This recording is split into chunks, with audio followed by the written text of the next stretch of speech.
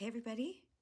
Welcome to another installment of Grateful Faith, Healing, and the Gift of Music. That is the working title of a book that I authored, which is about overcoming bipolar disorder and all the wonderful things that God has done in my life. He brought me through some tremendous difficulties.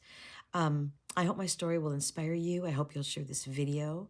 Remember that my story kind of lands itself at a beautiful intersection where pain and fear meet inspiration and a lot of aspiration, as this chapter really talks about. It's chapter 3, and it's entitled On the Radio. I had a radio career for a while.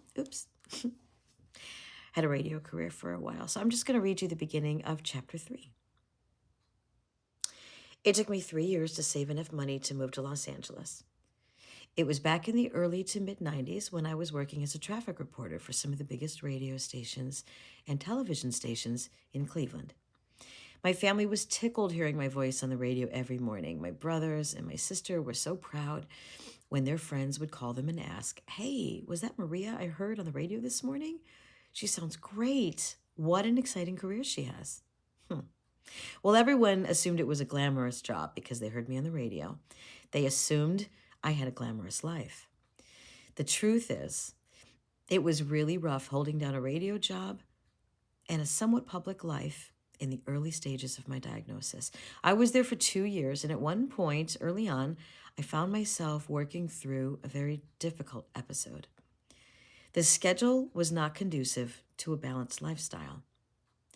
I was making a meager $13,000 a year, and the office I worked in was really anything but glamorous. In fact, it was a rundown little room in Reserve Square. It had coffee-stained, smelly carpeting. 8 of us were crammed into the same room behind our individual, pathetic little cubicles. Smelly carpet and substandard pay notwithstanding, however, the job did have some merits. I was the traffic voice for the legendary flagship station, WMMS. It was a bit of a dream, having practically grown up listening to them. I made so little money, however. I had to live with my parents. I needed them, and they were there for me, as they always were. I loved them so much for that. Still, I was a 23-year-old woman anxious for a stable, independent life of my own. I was relentlessly striving to get ahead professionally as a singer and a broadcaster, frequently allowing my career ambitions to eclipse my health. I didn't have the career I ultimately wanted. That was my main focus. I was down on myself much of the time as a result, and I wasn't exactly counting my blessings back then. There were, however, a few ego builders and perks along this difficult road. I frequently, for example, sang the national anthem for the Indians, the Cavs, the Browns, and the hosts had a kick with this on their morning shows, airing those recordings and promoting my performances. Friends from high school whom I hadn't seen in years, even those who ignored me back in the day, saw me around town and treated me like I was the belle of the ball. Yeah, I guess it was fun being a bit of a local celebrity. One of the most memorable experiences that I had as an on-air traffic reporter was walking through the Rock and Roll Hall of Fame on the day it opened. I was given a press pass to this huge, memorable event. Oh, and I do mean huge. There were thousands of people lining the streets. We all watched the rock and roll parade march down East 9th Street, and we listened to Yoko Ono and Little Richard speak on the enthusiastic, rock-hungry crowd.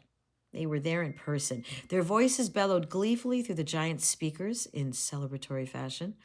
And afterwards, we all caught an ear glimpse of rock legends doing a marathon concert at the jam-packed Cleveland Municipal Stadium. I mean, it was a happening all the way around. There you go.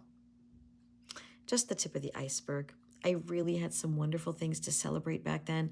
I wish I had been with it enough to realize how much I really had to be grateful for. But I had to really fall to my knees and hit kind of a lowest point before I really learned to be grateful to God for everything.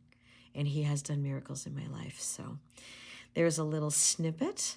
This is my story, and I hope you'll share it with others. I hope you'll share this video and just celebrate. Mine is a happy ending, and I want to help others find the same thing.